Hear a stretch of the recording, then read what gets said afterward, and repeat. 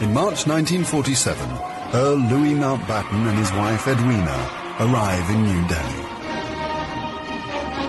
The great-grandson of Queen Victoria and second cousin to George VI, Mountbatten brings a regal presence to the drama of India's independence. As the last viceroy, he bears responsibility for India's fate. 2nd of April, 1947. I have now completed my first week in office. I should like to be able to paint an encouraging picture of my first impressions, but feel it would be misleading if I did so. The scene here is one of unrelieved gloom.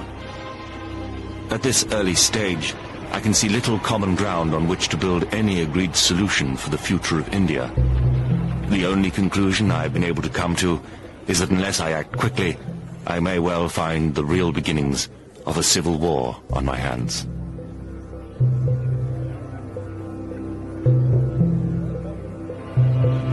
By May, attempts to create a unified India have failed.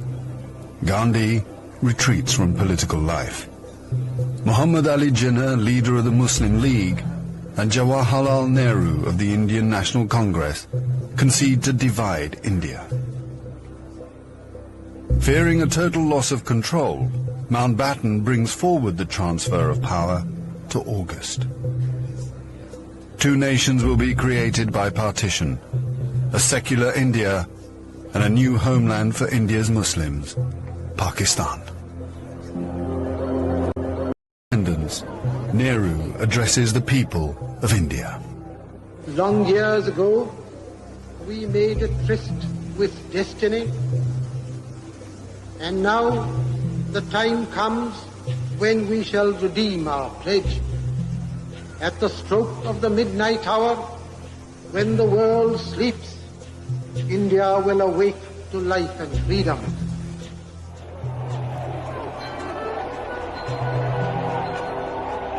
The 15th of August, 1947, the British Empire in India has come to an end. The last viceroy, Louis Mountbatten. The flag raising and the salute were done amid scenes of the most fantastic rejoicing. And as the flag broke, a brilliant rainbow appeared in the sky, which was taken by the crowd as a good omen.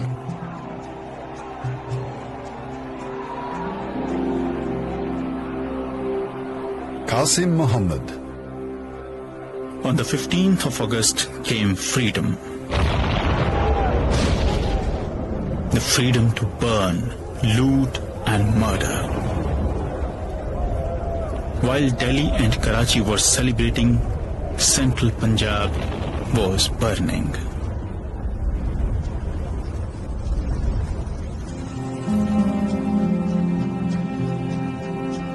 Between August 1947 and March 1948, 4.5 million Hindus and Sikhs are forced to migrate from Pakistan to India. 6 million Muslims must move in the opposite direction. Britons and Indians witness the bloodshed. Shahid Ahmed. It is a battleground. People have gone mad. Trains to Pakistan are being looted and occupants slaughtered. We all knew that carnage was in the offing. So did Mountbatten. The British Empire, which tried to build India over centuries, can never live down this great tragedy.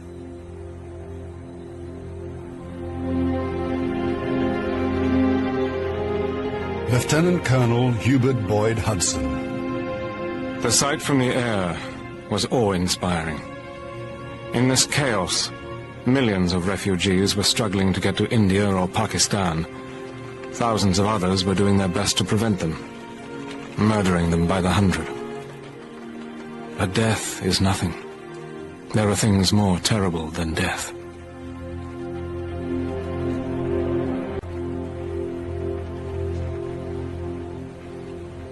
Ten million people are displaced in the partition of India. 1 million are dead.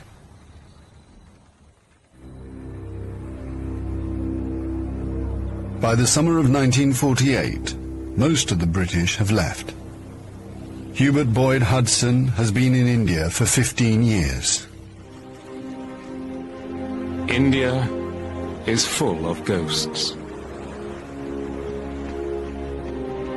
Houses I have lived in, now inhabited by Indians, remind me of the days which will never come again.